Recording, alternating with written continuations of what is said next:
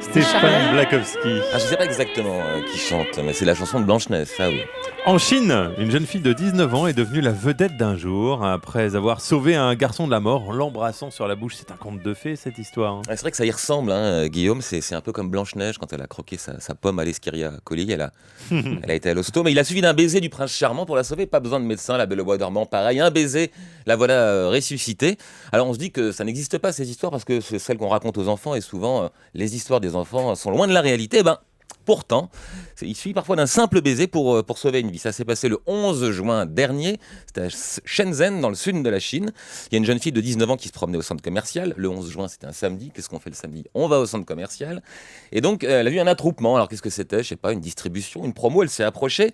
Elle a fendu l'attroupement de badauds. Et là, c'était pas du tout quelque chose de gai. C'était un adolescent qui était accroché à la rambarde, mais côté du vide, et qui menaçait de sauter. Donc, personne ne savait trop quoi faire. Il y avait là des policiers qui, dès qu'ils s'approchaient de la rambarde, voyez le garçon ne plus se tenir que d'une main.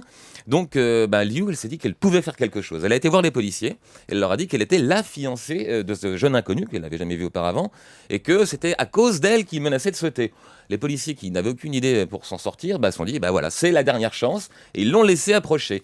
Donc elle s'est approchée du garçon. Peut-être que le fait qu'elle soit un peu mignonne, on l'a vu sur la photo, ça a pu aider au départ. Donc le garçon lui a raconté ses malheurs, pourquoi il était là accroché au bord du vide. Donc Liu s'est mis à pleurer et elle lui a raconté ses propres malheurs. Parce qu'elle n'a pas vraiment une vie de conte de fées, Liu. Ses parents sont séparés, elle est seule. Elle doit s'occuper de sa sœur qui est sourde et muette, ce qui l'oblige à s'arrêter les études.